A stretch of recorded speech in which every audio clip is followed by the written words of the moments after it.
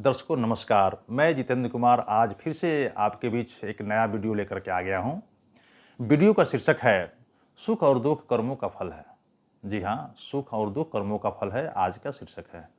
आज की इस वीडियो में हम लोग ये चर्चा करेंगे कि मनुष्य को अपने जीवन काल में सुख और दुख दोनों का अनुभव करना पड़ता है, जबकि मनुष्य ये चाहता है कि उनके जीवन काल में सुख ही सुख हो, दुख का जरा सा भी उनके जीवन काल में अनुभव न मिले। आखिर मनुष्य चाहता है कि सुख ही सुख हो, लेकिन फिर भी उसे दुख भी मिलते हैं, सुख भी मिलते हैं, परमानेंट उसे सुख का अनुभव नहीं होता है। ऐसा क्यों होता है? ऐसा क्या कारण है कि मनुष्य चाहता जरूर है, उसके लिए कर्म भी करते हैं, लेकिन उन्हें वह सुख नहीं मिल पाता है जिसकी वो अपने जीवन काल में इच्छा रखता है। तो जी हाँ, इसका आज रहस्य मैं खोलने वाला हूँ। इसका सबसे बड़ा रहस्य क्या है? कर्म। जी हाँ, मनुष्य अपने जीवन काल में जो भी कार्य करता है, जो भी कर्म करता है, उसी के अनुरूप उसे फल मिलते हैं। और ये कोई नया चीज नहीं है। मनुष्य इस चीज को जानता है। वो जानता है कि कर्मों का फल भोगना पड़ता है, जैसा कर्म करेंगे वैसा फल मिलेगा। ये सब जानते हैं, मैक्सिमम प्राणी जानते हैं, लेकिन फिर भी अपना कर्म उसके अनुरूप नहीं करते हैं। जी हाँ, अपना कर्म उसके अनुरूप नहीं करते हैं। ऐसा क्यों? क्या कारण है?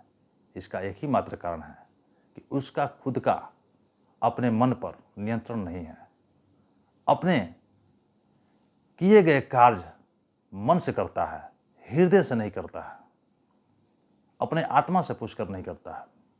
यदि मनुष्य अपने जीवन काल में अपने फ्यूचर के लिए, जिसमें वो सुख की कामना करता है, यदि वो चाहता है कि आने वाले फ्यूचर में सुख ही सुख हो, तो उसको अपने कार्य क्षेत्र में अपने कर्मों पर ध्यान रखना होगा करते समय, ताकि उससे कम गलतियां हों, कम से कम लोग उसके किए गए कार्यों से दुखित हों। यदि मनुष्य अपने कार्यों से प्राणियों को, जीवों को दुखित करता है, कम से कम लोगों के हृदय को दुखित करता है, तो स्वाभाविक है कि उसका भी हृदय प्रफुल्लित रहेगा, उसका भी हृदय सुख का अनुभव करेगा। जी हाँ, यदि आप किसी भी दूसरे जीव को, किसी भी दूसरे प्राणी को, मनुष्य ही क्यों ना हो, कोई अन्य जीव ही क्यों ना हो, यदि उसके अनुरूप हृदय से आप कोई भी कार्य करते समय उसका ध्यान रखते हैं, उसका नुकसान न पहुँचे, उसको कष्ट नहीं पहुँचे, उसके हृदय दुखित नहीं हो, तो ऐसी स्थिति में आपका भी हृदय, आपकी आत्मा, आपका मन और आपका शरीर दुखित नहीं रहेगा। ये इतना सुंदर प्रकृति का बनाया हुआ ये नियम है। इस नियम को जब आप समझ लेते हैं, तो आपको इस जीवन में जीते समय, रहते समय, कार्य करते समय हमेशा आपके दिमाग में, दिल में ये चीज़ एक नियम की तरह, एक अभ्यास की तरह, एक प्रयास की तरह आदत में शुमार हो जाएगा।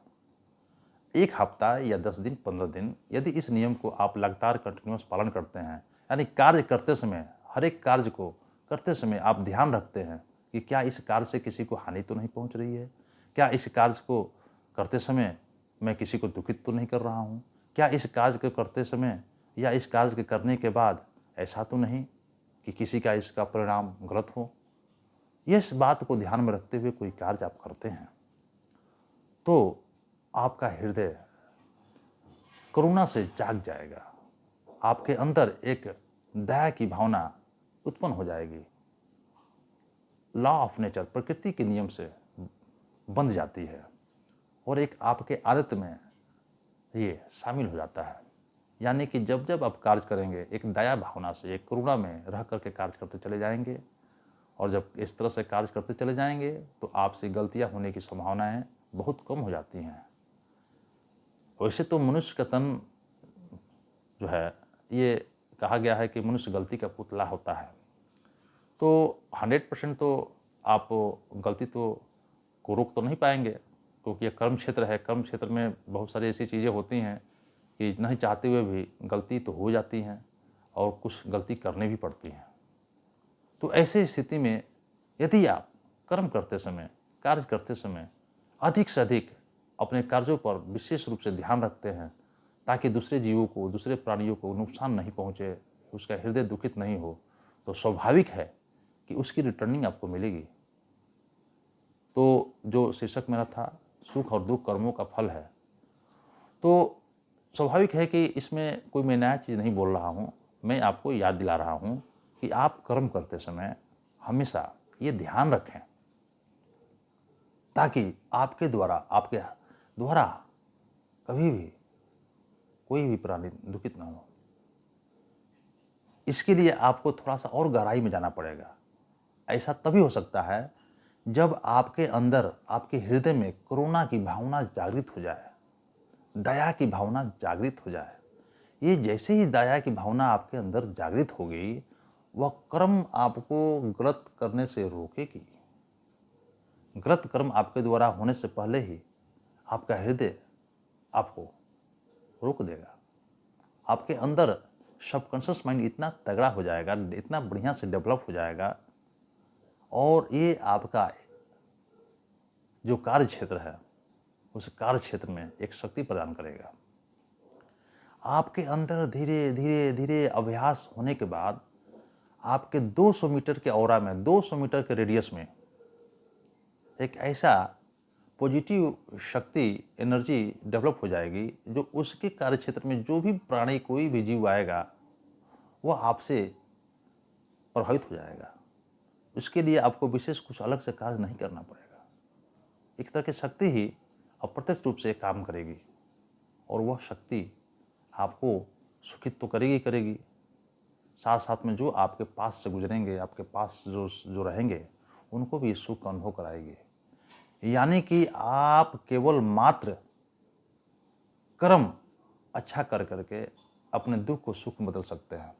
आज का जो दुख आपको मिल रहा है ये प्रारब्ध का किया गया कर्म है। प्रारब्ध का किया गया कर्म आज का दुख है। प्रारब्ध में किया गया अच्छा कर्म आज का सुख है। यदि फ्यूचर में भी चाहते हैं कि आपको सुख ही सुख मिले, दुख नहीं मिले, तो उसको ध्यान में रखते हुए आप अधिक से अधिक अच्छे कर्म करें, अच्छे कार्य करें, ताकि आने वाला फ्यूचर में आपको दुख नहीं मिले, सुख ही सुख मिले। तो आज की इस वीडियो में इतना ही। नमस्कार।